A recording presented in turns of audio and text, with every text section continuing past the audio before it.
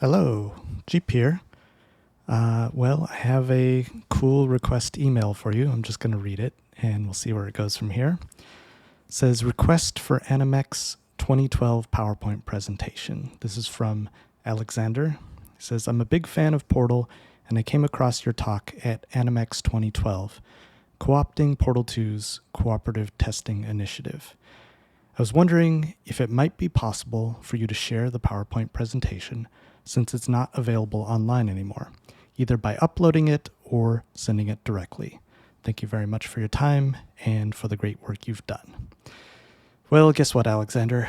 I searched everywhere and I actually managed to find it.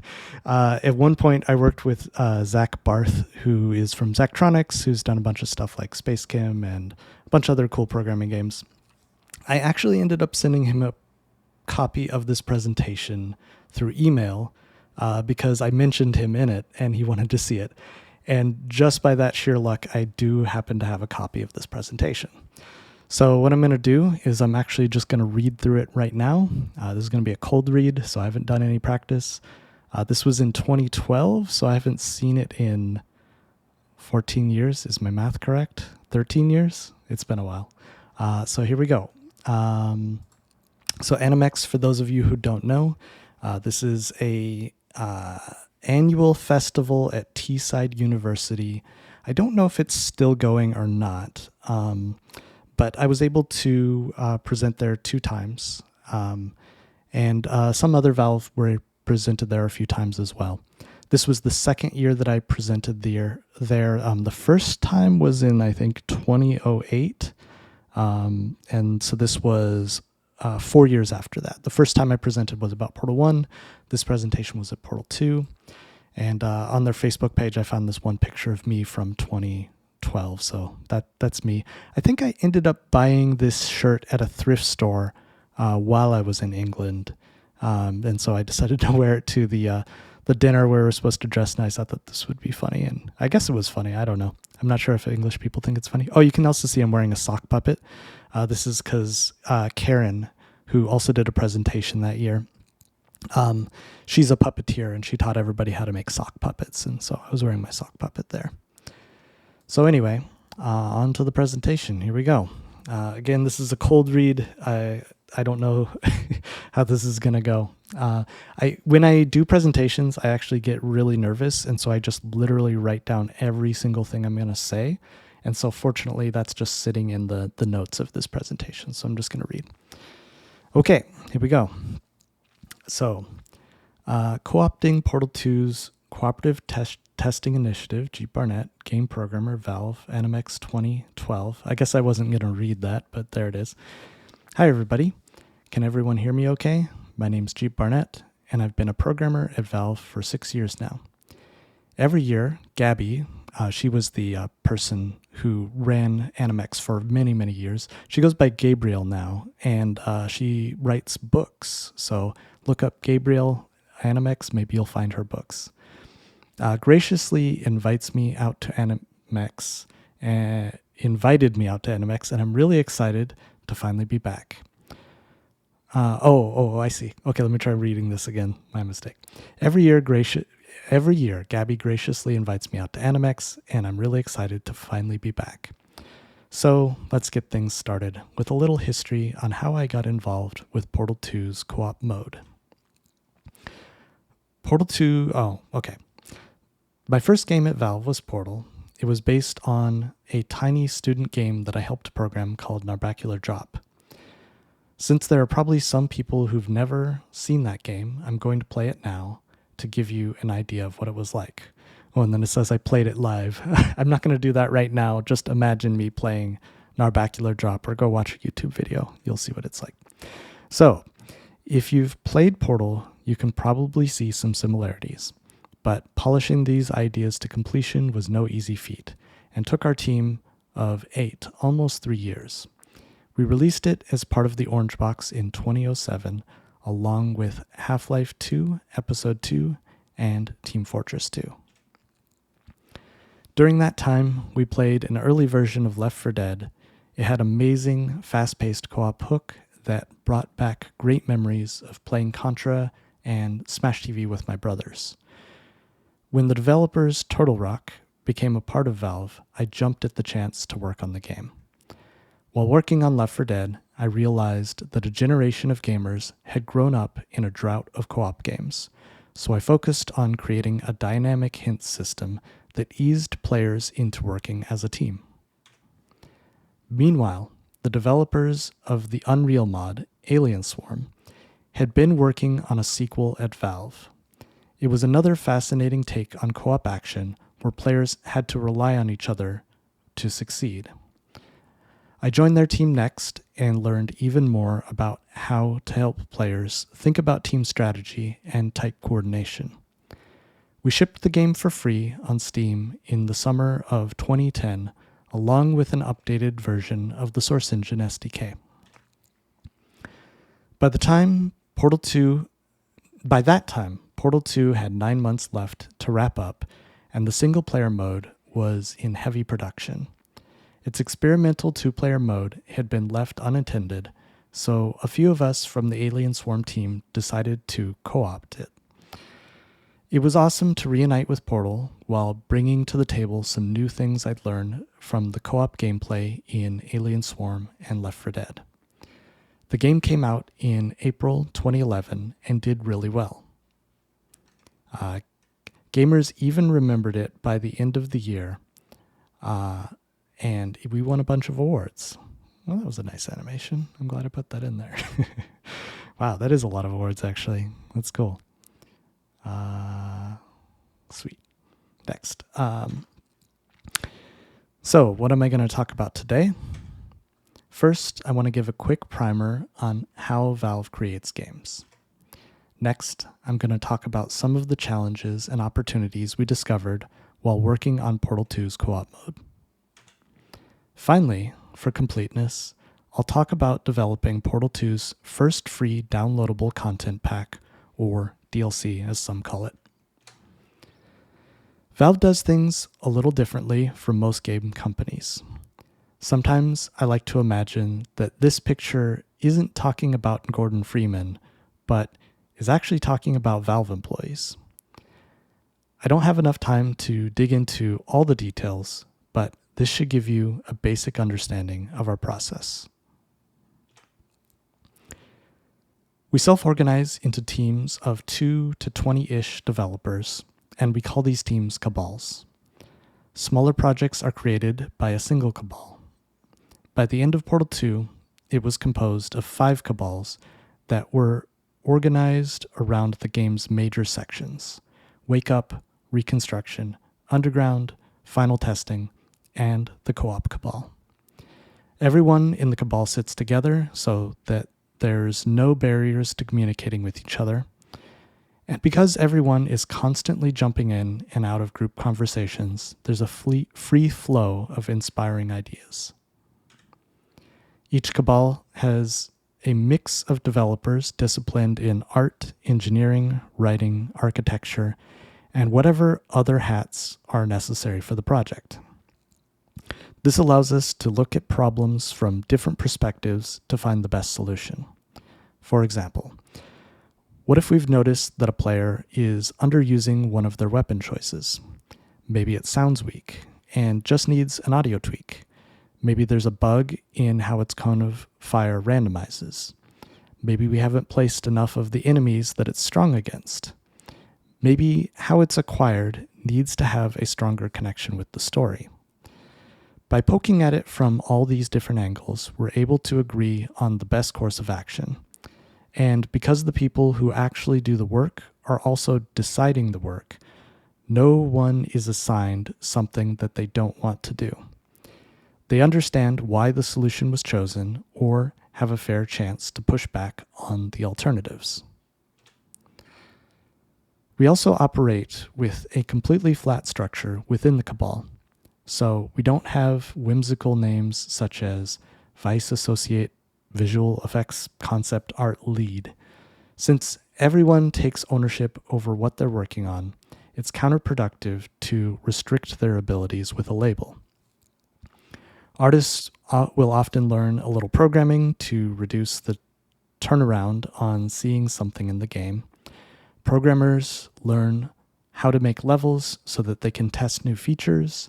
Level designers learn how to model so they can add art paths to their maps. Usually when I explain Valve to people, this is where they stop believing me. As proof that I'm lying, they'll show me an interview that clearly lists a developer's title. These titles are generally made up on the spot for page layouts that won't allow a blank under our name. We usually choose someone in the Cabal to be a point of contact between Cabals, but they're developers as well. Since there aren't any managers, we all have to manage ourselves and each other.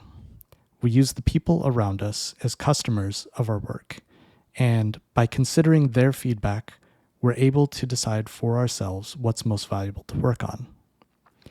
We also don't have managers outside of the Cabal.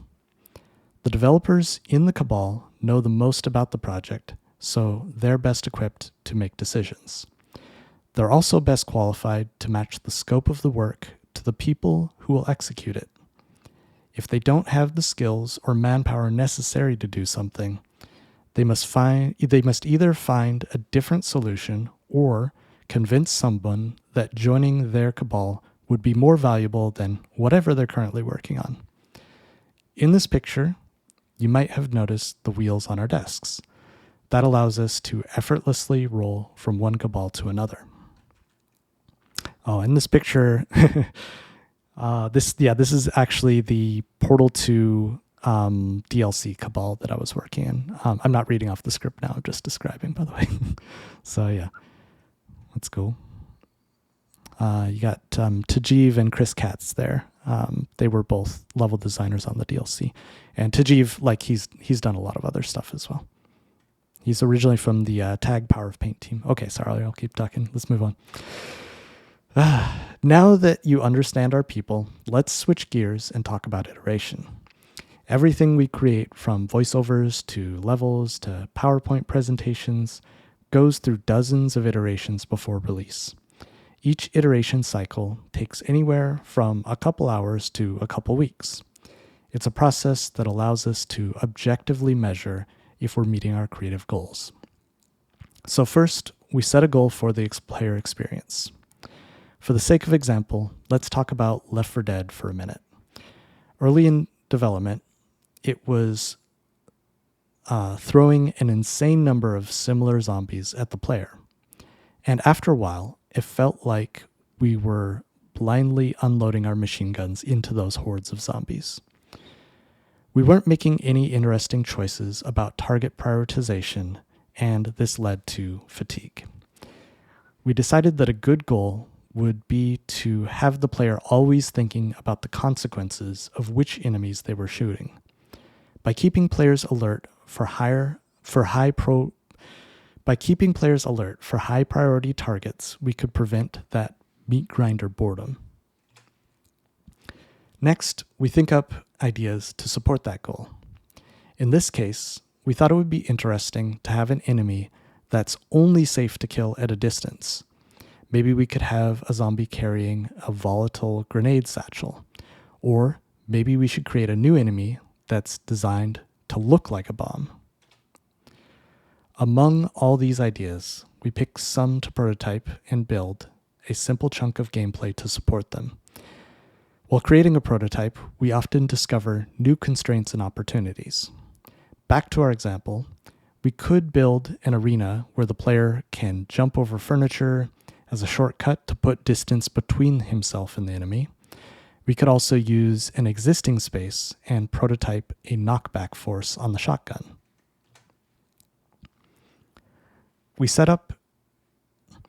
Next, we set up a playtest with someone outside of the Cabal, or even better, someone who doesn't work at Valve.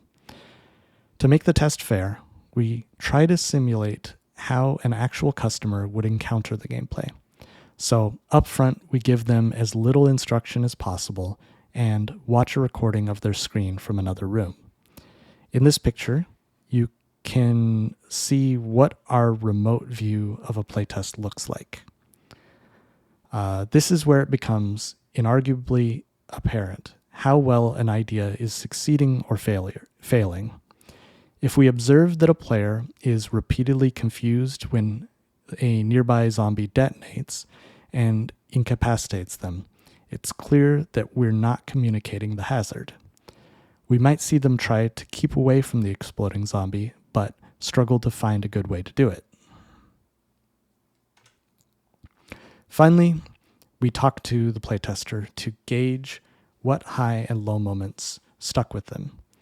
We try to engineer the questions so that they don't taint the response. So a terrible question to ask would be, wasn't the new zombie that explodes when you shoot it awesome?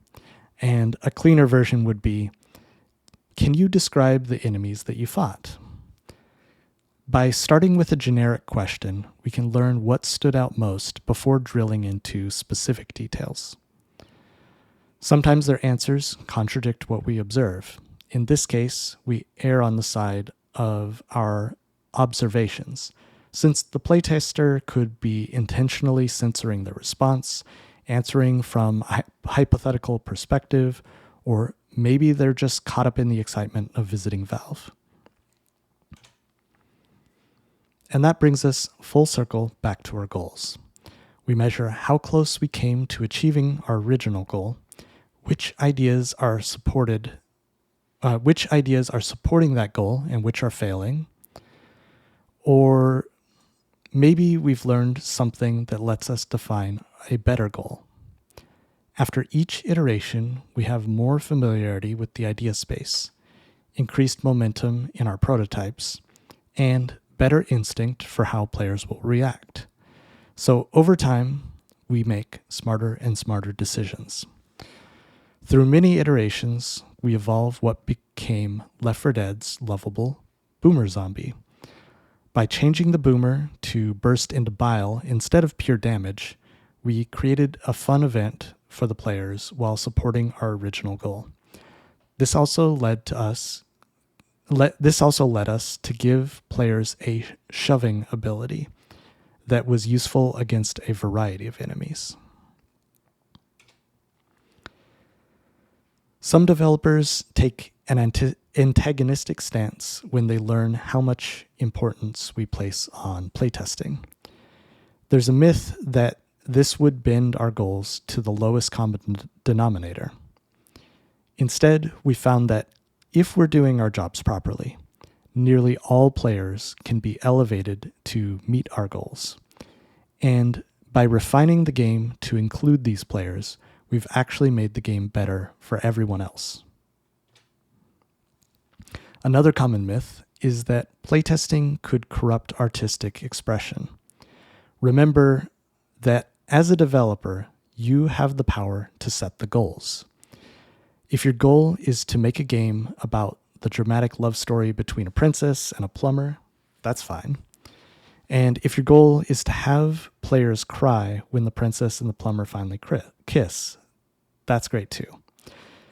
But if your playtest data shows that players forgot about the princess while gleefully hopping about, and that the kiss was more sales pitch set to a peppy tune, then you should iterate more to succeed at the goals that matter to you.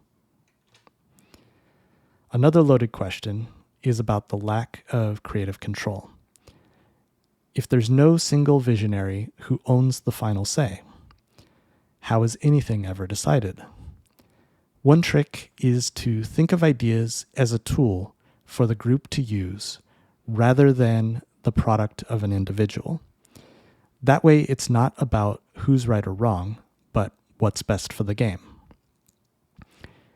If we're stuck deciding between two things, we'll usually choose the one that can be prototyped the soonest and come back to the other possibilities if it fails. Some people worry that an iterative process will waste time by creating content that's thrown away.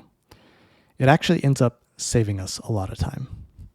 We often find cheap solutions that save us from doing work that we would have otherwise assumed necessary. Prototyping also saves us from polishing something to near completion before realizing that it's not going to work. Here's a valid question. Aren't there other ways to make a game?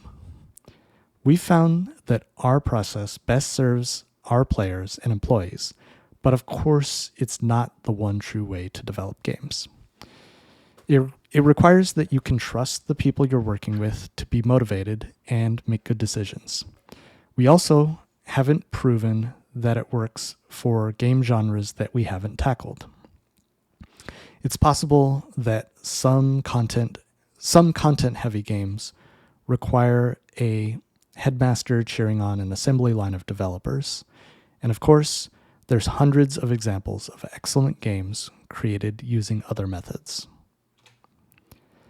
People also ask me all sorts of weird questions about portals such as this. If we put portals on two flat surfaces, what happens when we slide one surface into the other? That's a mystery for you to think about for now, and I'll return to it at the end of this talk. All right, with all that out of the way, let's talk about Portal 2. Ironically, one of the biggest inspirations behind this mode was something that we never observed in playtesting. After the first Portal was released, we kept hearing fans tell us that they had played the game cooperatively with their friend or spouse or parents. And while they controlled the game, the backseat player helped reason through the puzzles. This was such a common story that we felt like we needed to find a way to put a controller in that second player's hands. But what does a co-op portal even look like? How do we give both players an active role in the thinking and performing steps of a puzzle? How can we let both players feel like neither of them could have succeeded without the other? Our first guess was that we could form a bond between the players by making them equals. So we gave them each a portal gun and built some puzzles around using 4 portals. But our playtests immediately shot a giant hole in the core of this idea. With 4 portals, players couldn't easily identify which ones were their own. The orange and blue portal colors are so integrated with the controls that we first tried giving each player's portals a different shape. But this was confusing and fought against the fictional and iconic simplicity of the oval shape. Next, we tried leaving one player with the standard blue and orange portals while assigning a new color pair to the other player. We tried several color combinations without success and were running out of ideas. Then we had a playtester who was red-green colorblind. In this picture, you can see the portal colors we shipped, but let me show you how it looks through his eyes. The way he saw it, both players had blue and orange portals, but he especially couldn't tell which pair was his own. This gave us the idea to have one player control orange and another warm color, while the other controls blue and another cool color. Not only did this help the 1 in 10 men with green or red perception deficiency, but it helped all players identify their portal pair. This also led to a breakthrough in the visual design of the player characters. We gave them blue and orange highlights as another simple hook into Portal's iconic style. Once we had that worked out, we started looking for opportunities to create new types of puzzles that were previously impossible using only 2 portals. Our goal for co-op was to focus on these since the players were likely to be familiar with the single-player puzzle mechanics. A common instinct that players had was to extend a laser or light bridge through both portal sets. So we designed several levels to take advantage of this concept. These puzzles reinforced that the players were a team in equal roles. More experienced players could usually see how to solve for both portal sets, and this gave them an opportunity to teach their partner. Players also discovered new and unexpected ways they could combine the various puzzle elements. We had to add support for some combinations that weren't possible in single player, such as spreading repulsion gel onto a light bridge. In some test chambers, we found that an interesting goal was to give each player a distinct role depending on which puzzle element they were controlling. So one player would control their path through an excursion funnel, while the other blocked turret fire with their light bridge. The momentum fling is always a popular trick, but it's easy to do with a single portal set. So we found a way to twist this pattern in what we call a help fling. In this case, one player can reach a high ledge but can't see the launch surface, so they need the other player to help by setting up the floor and wall fling portals. Once one player has made the jump, they can reciprocate the favor. Having both players help each other through the same challenge was a great way to build mutual trust. We also discovered several fun mechanics that are inherent to having two players. Timing puzzles probably seem obvious, but our experience has regularly shown that they frustrate players. However, when we tested them in co-op, they were consistently some of the strongest bonding moments.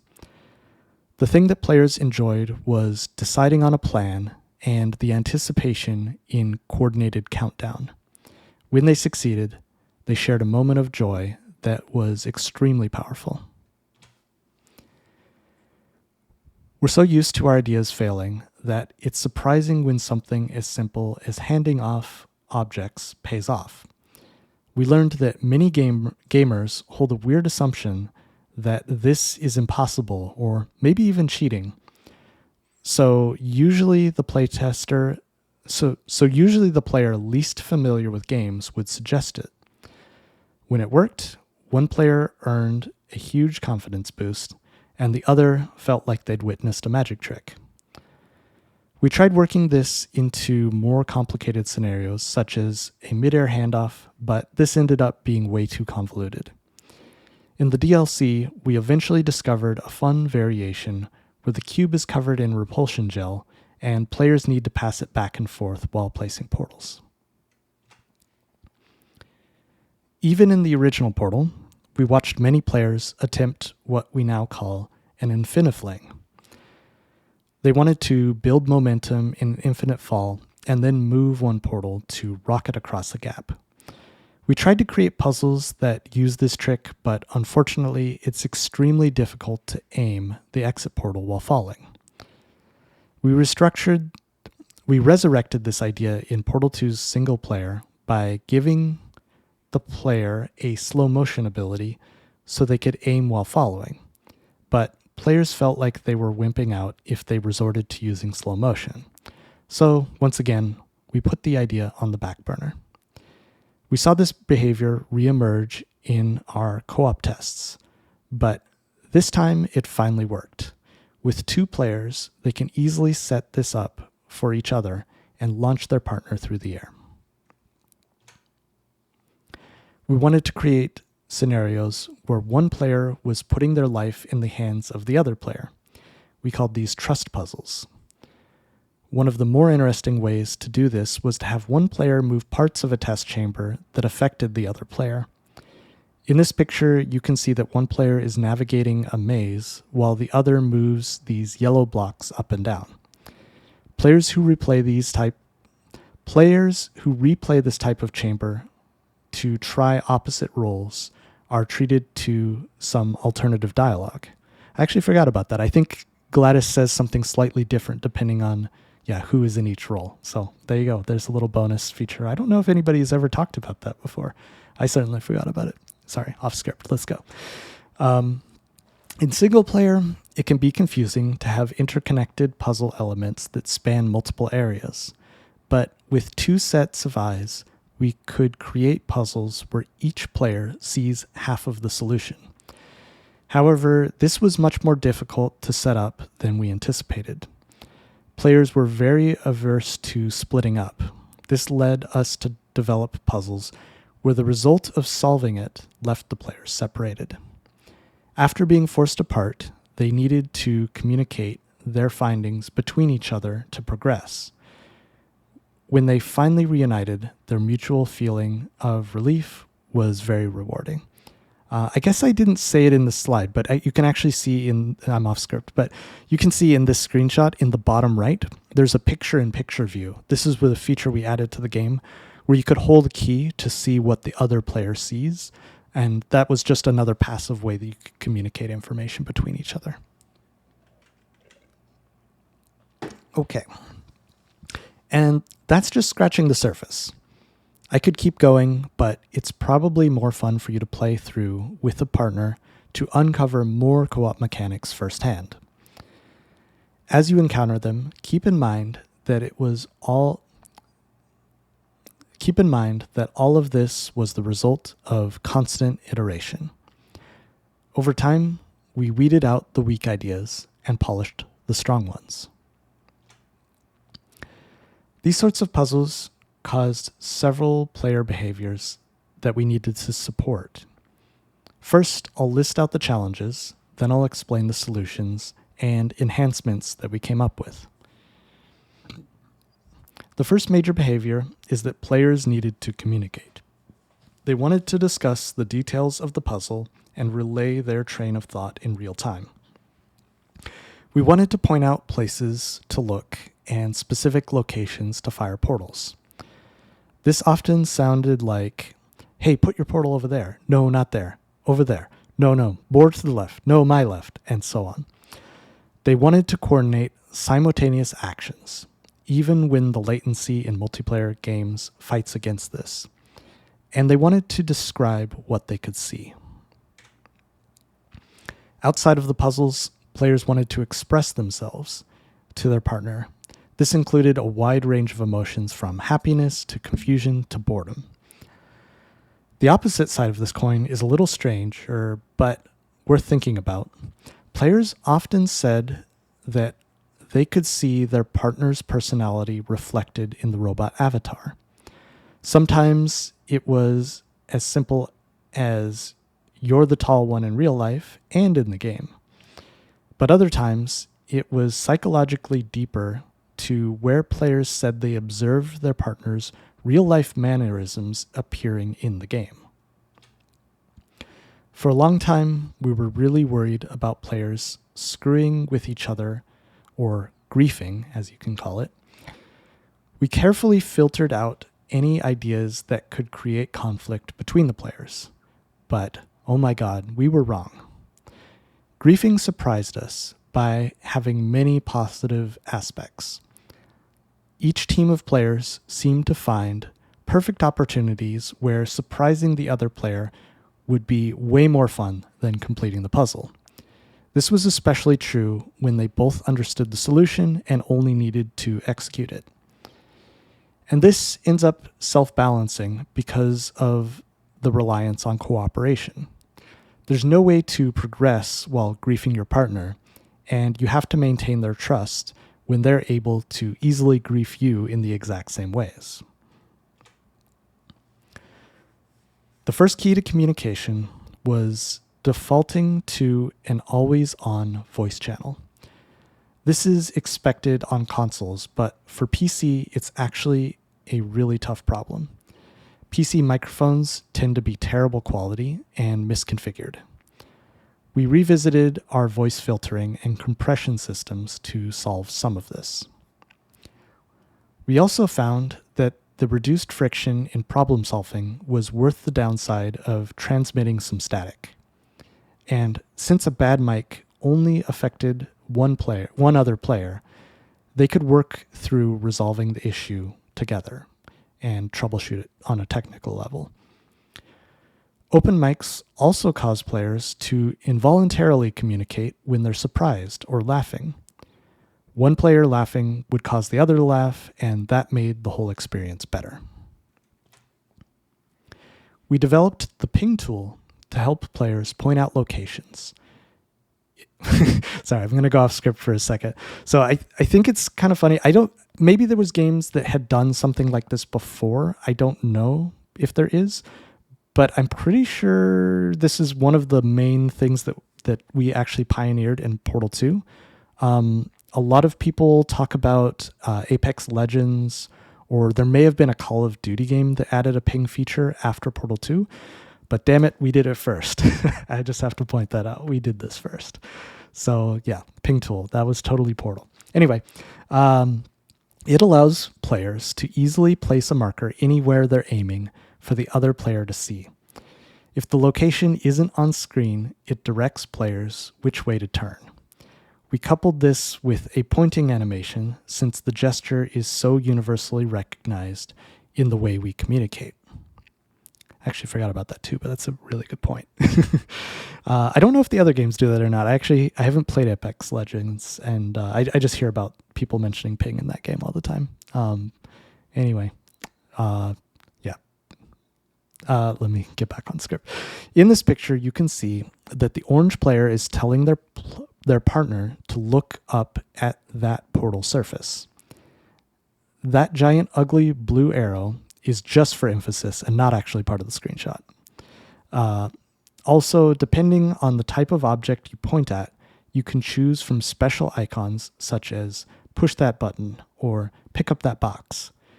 This system allowed players without microphones or who are hearing impaired or who speak different languages to communicate. Man, when I made this presentation, I didn't know that other games would take this idea, but I'm glad they did. I think it's really useful. Okay, let's keep going. We allow players to see a picture in picture view of their partner's screen at any time. Okay, sorry. I jumped the gun on this one. It is in the presentation. This is helpful when a player is having trouble describing what they see. Sometimes a player needs to wait while their partner is doing something. This allows them to spy on their partner's progress and give advice. Timing actions together can be tricky because of the lag in voice communication. So we gave players the ability to start a 3, 2, 1, go style countdown. We ensure that this timing was synced across the network.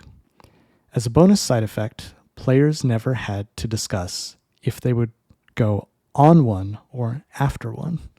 Okay, that's a joke. I don't know if it actually works as a joke, but since it says 3, 2, 1, go, you know that you do it on go. Anyway, okay. For embodiment, we added a gesture system to help players express themselves. On our first attempt, this was to choose a gesture based on context. So if they were far away from the partner, they would wave. If they were standing on a button, they'd do something related to that. But players would try it once and never experiment to find the other gestures. Once we gave players a way to select their gesture, it worked much better. A common trend was that one player would dance while their partner explored a remote area.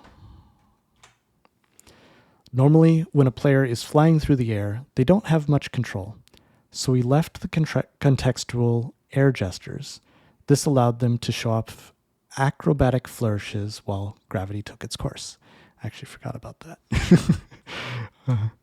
At the end of a puzzle, we'd often see both players hopping up and down to celebrate their victory. So we added team gestures, such as high fives and hugs. This gave players more expressive ways to celebrate together. First, we tried having one player initiate a high five while the other accepted it, but this caused a timing problem where if the opportunity to accept was too short, they'd usually fail to high five. If the time window was too long, players were frustrated by how long it froze them in place. This had us stumped for a long time. The solution is easy in retrospect, but it was inspired under strange circumstances. So I'll come back to this. Griefing taught us many valuable lessons in Portal 2. Instantly respawning players wasn't designed with griefing in mind, but it allowed players to recklessly kill each other with very little consequence. This razzing made players more familiar with the death mechanic and prevented them from being afraid to experiment in the face of danger. When players died, it almost always resulted in laughter, especially when it was intentional.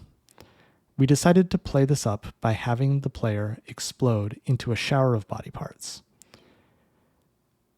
Of course, this would be pretty gruesome with human characters, and was one of the main reasons we developed the robot characters. One of the animators had an idea to make a griefing gesture. It was sort of a team gesture where you steal the partner's core without them opting into it. The player who is being griefed would automatically retaliate with a swift body kick. The players liked that balance. As soon as we added this gesture, it became the most popular for all our playtesters. We realized that this was mostly due to the simplified interface where only one player needed to activate it. This ended up being the solution to the frustrating timing issues with the other team gestures. We changed them all to work this way, and players use them much more frequently. We also added in-game achievements for some common griefing scenarios, such as removing a light bridge to drop your partner into goo. Having this feedback showed that we anticipated the behavior and gave players a funny pun to talk about while they repaired their broken relationship. Man, I don't remember what the pun was. I'm kind of curious now. I'd have to look up the achievement name.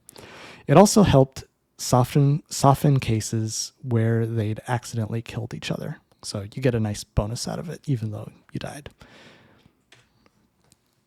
The test chambers in co-op are connected by a hub area. This probably seems perfectly natural, but like everything else, it was the result of iteration. It all started with a problem where players could potentially complete different portions of the game by playing with several partners. When selecting a test chamber, we wanted both players to have an equal say, but doing this with a lobby menu would mean developing a complicated voting and readying system. Instead, we thought it would be quicker to prototype a hub where players essentially vote by walking through the door of their choice. This analog method for selection helped players get a sense for what their player was leaning toward before they'd committed to a specific choice. Players changed their ready status by entering or leaving the transportation tubes.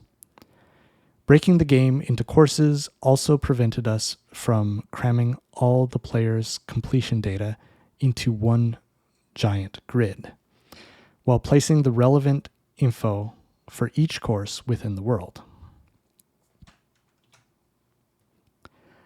Another motivation for the hub was to experiment with nonlinear progression. We wanted to provide alternatives to players who were stuck in a single puzzle. We implemented a way for players to give up at any time and return to the hub.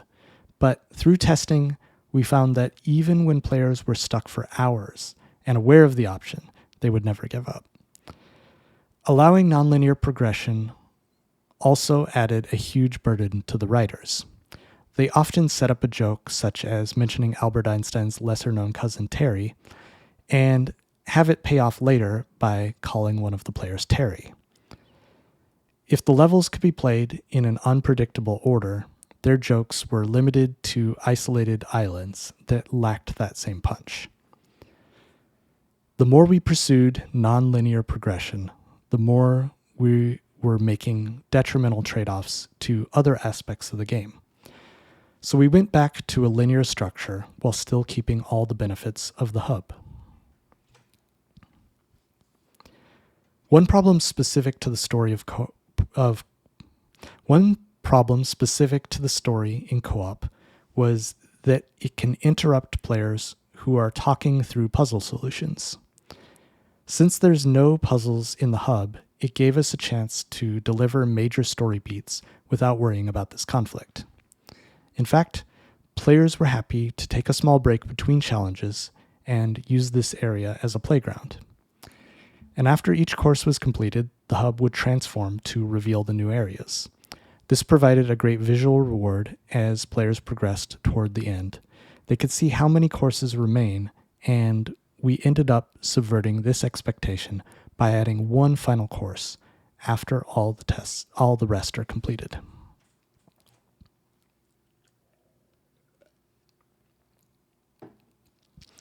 We shipped Portal 2 April 19th last year, and this presentation was in 2012, so that would have been 2011.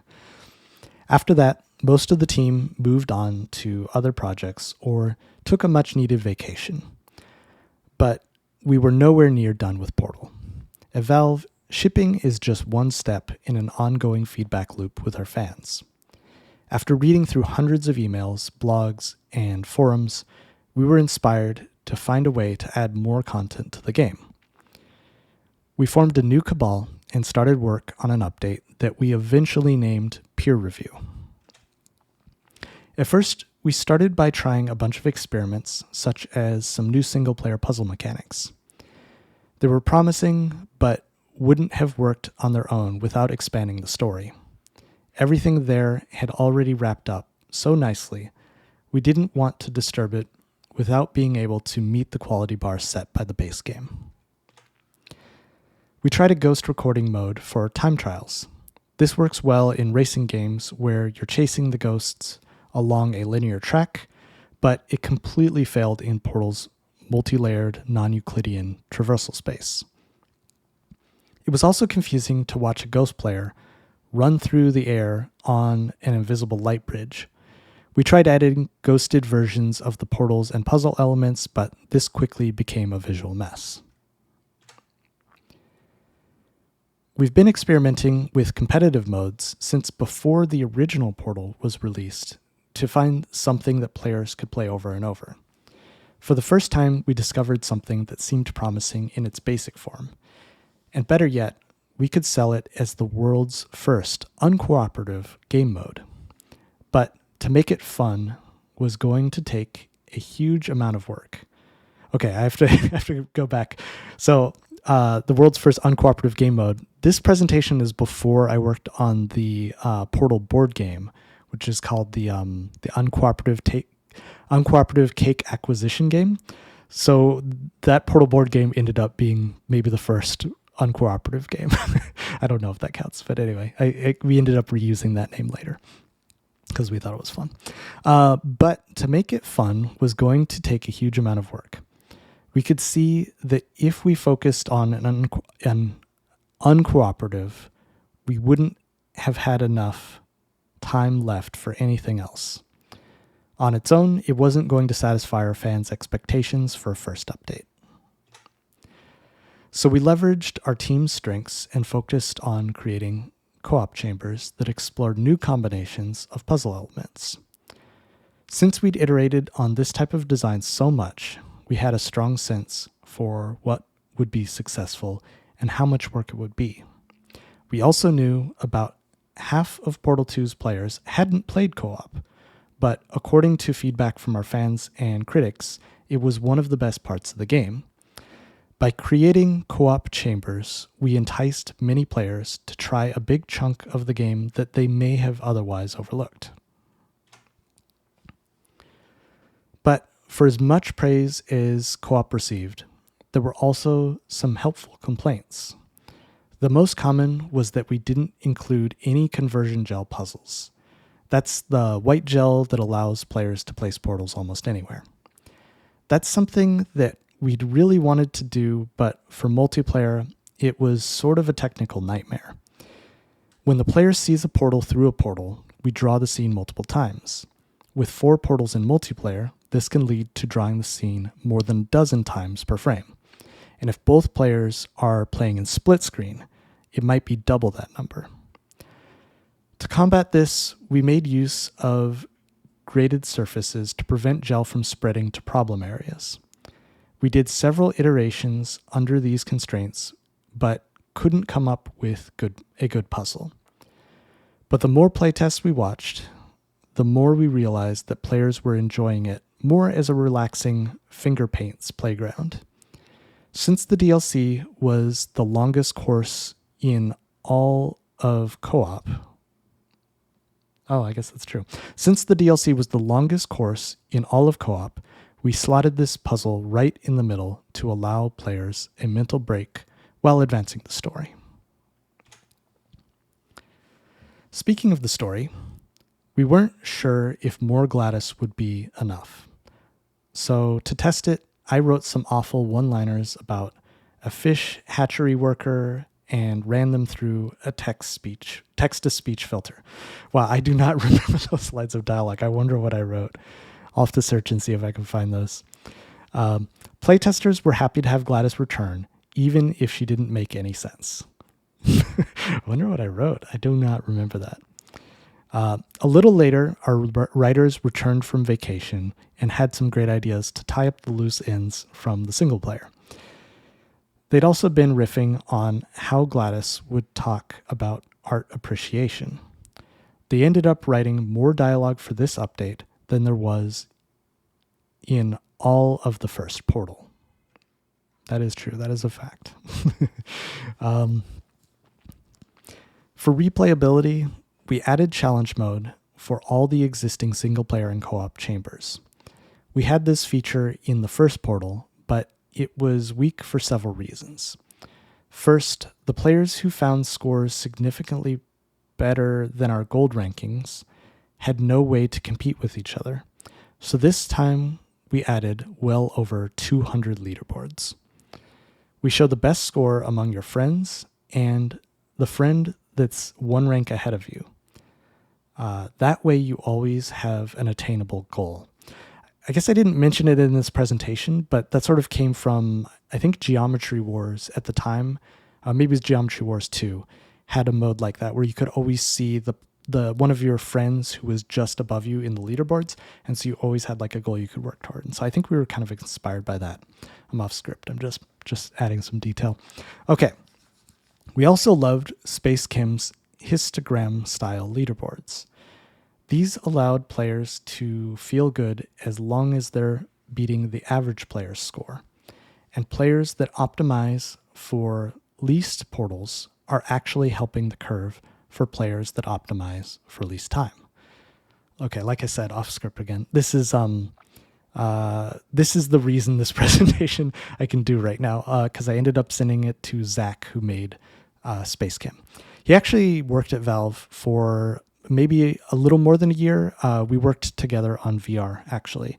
I was a huge fan of his games, and we got in contact and said, hey, please help us with VR. He came up with, I think it's called Zardoz. Zardoz was the sci-fi shoot 'em up bullet hell game that we did in VR. He did an amazing job on that. I mean, the game was great. And then he went back to he basically rebought his company Zachtronics and then started making programming games again. So I think, man, that was a really good timeline. Everything worked out just right. Okay, back to the presentation. And this time we didn't include least steps challenge, which were universally disliked in the original Portal. This also saved us from shooting past the limit of 250 leaderboards on Xbox Live. Right, I forgot about that. So Xbox Live has a limit for how many leaderboards you can have, and we ended up having more than 200, but less than 250. So yeah. Okay, next. Originally, we had a challenge end at the built-in transition between chambers, but players felt the elevator rides were too long and anticlimactic. So we added finish lines to every chamber before the elevator. It gave them a great feeling of anticipation as they raced toward the end. We also found a fun opportunity to add a fake finish line where GLaDOS can once again lure players into her trap. Wow, I don't remember that. That's pretty funny, though. I guess I'd have to look that up. And that's pretty much the end. We released the peer-reviewed DLC for free to all players on PC, Mac, PlayStation 3, and even Xbox 360 on October 4th last year. So that, again, would have been 2011. Actually, that's not the end. we're doing another big update to Portal 2 that will allow players to easily share and play test chambers from the community. As a major part of this, we're building a component-based editor so that players can easily snap their own puzzles together. So look forward to more news about this later in the year.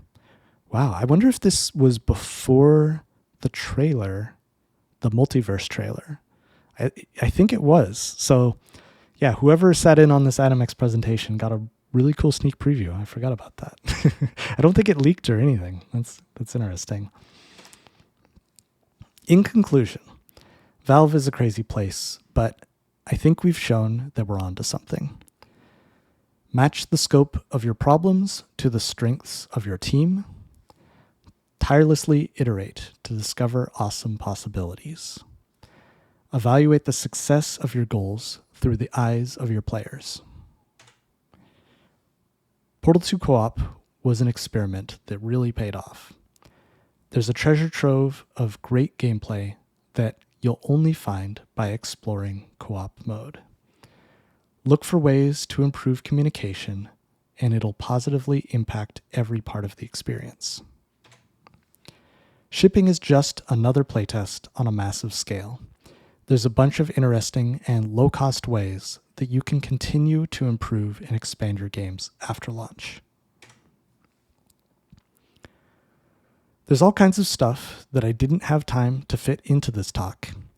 If you found this interesting, I'd strongly encourage you to play through the developer commentary in Portal 2. It covers a lot of ground on the technical and artistic aspects of making the game. And there is also, in the co-op mode, there's a commentary in there as well, so check it out. I'd also encourage you to check out Jeff Keighley's The Final Hours of Portal 2 on Steam and iTunes. Maybe it's on other places too, I'm really not sure. Sorry, I don't know. He collected some amazing stories, and it's got a bunch of cool interactive features. He even added a free bonus chapter that goes behind the scenes of the peer review DLC. I also promised to answer this amazing question. What now? A fan illustrated this wonderful response. Basically, the end of the world as we know it. I originally added this slide for the humor, but someone pointed out a neat metaphor within it. Near the end of Portal 2's development, everyone was passionately crunching to make the game as excellent as possible. We looked around and realized that all of this craziness was the fallout of our hard work as students. What we were doing at the time seemed so simple, and nobody knew what would happen when we slid into Valve. You all have the same power to create the innovative kernel in a chain reaction, and I encourage you to accidentally end the world as we know it. If you don't have Steam, then I don't even know what to say, but you can download it for free, and it has thousands of games available. Wow, back then maybe it was thousands. Now it's hundreds of thousands, tens of thousands, I don't know. Big and small. All of our games come with a great set of tools that can springboard you into the fun part of making games. The latest version of our SDK comes with Alien Swarm, and since it's free, there's nothing to stop you from getting started right now. Team Fortress 2 is also free to play now if you want to try your hand at making battle arenas, weapons, or hats. You can find all kinds of detailed info about this in our developer wiki. Oh, so here's another thing that sometimes people get wrong. I'm off script. A lot of people say that Team Fortress was Valve's first free game, but no. Alien Swarm. One of the main reasons we released Alien Swarm for free was as an experiment to see if it would actually make sense to release Team Fortress for free. And that experiment went well, so that was one of the reasons that we did release Team Fortress for free. Okay. Feel free to contact me for any reason with comments and questions.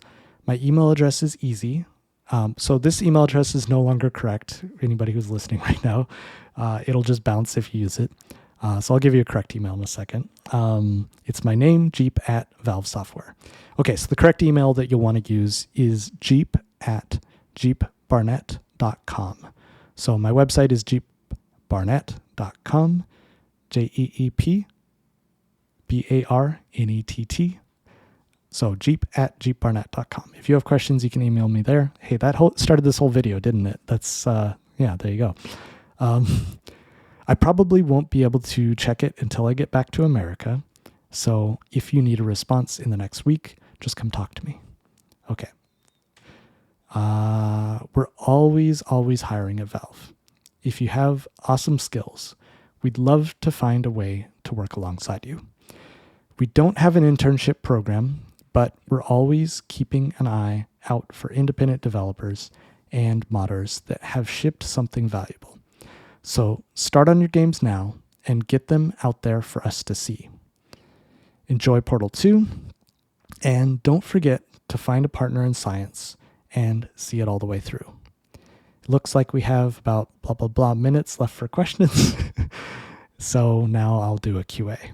And wow, this was way longer than I remember. Thanks for sticking around. I'm off script. I'm just talking now.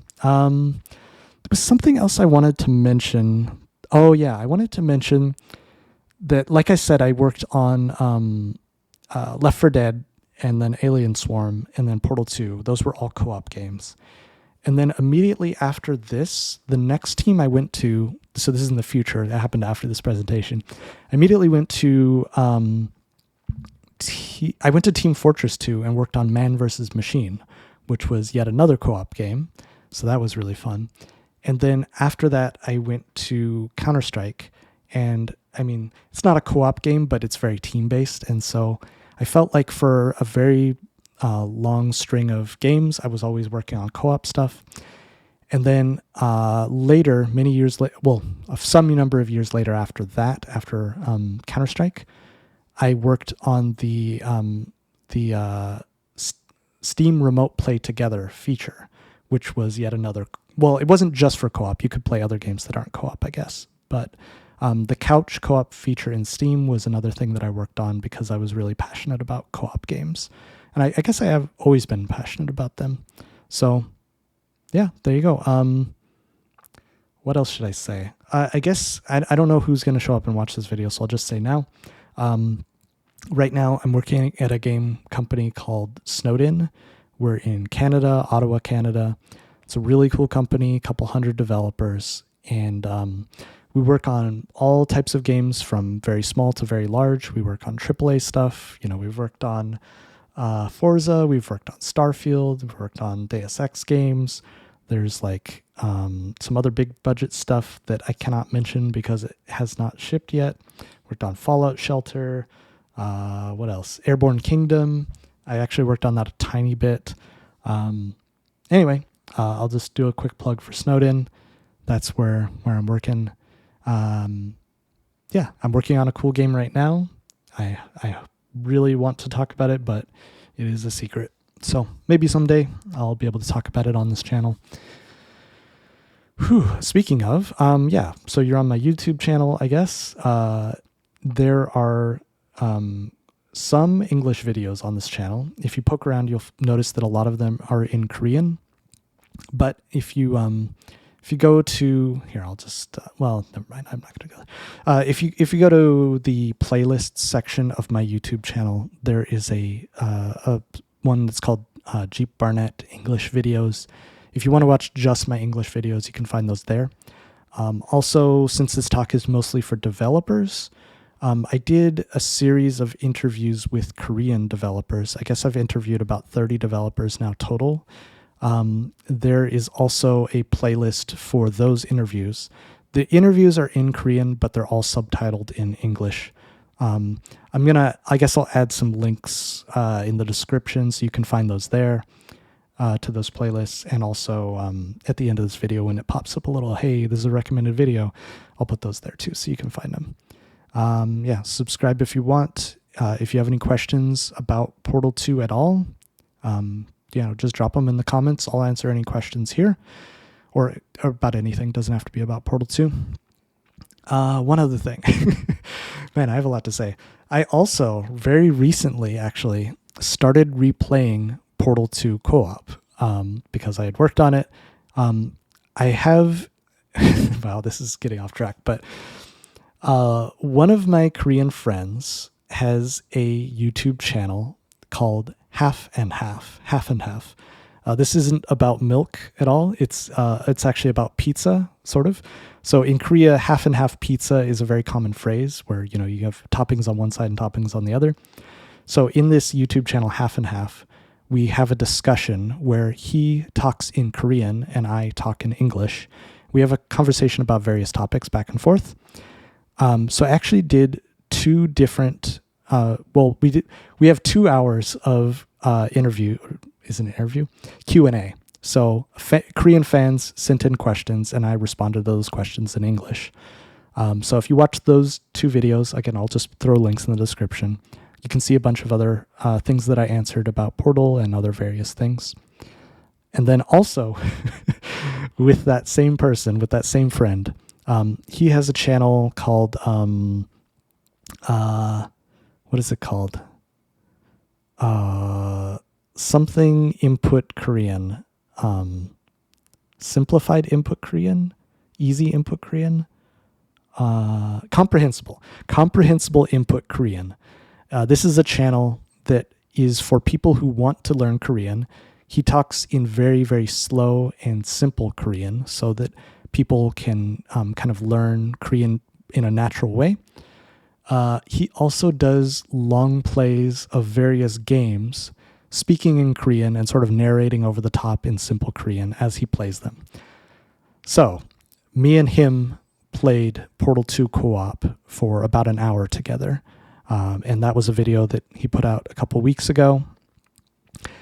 We're planning to also play the rest of Portal 2 co-op and maybe even the DLC in some later video. We haven't gotten to that yet. So, I think that is all my plugs. Thanks so much for listening. Sorry that was like 10 minutes of plugs, but I guess there was a lot of information. Yeah, thank you, Alexander, for sending me that email. That led down a weird rabbit hole. And yeah, that's it. Thanks for listening. See you next time. Bye.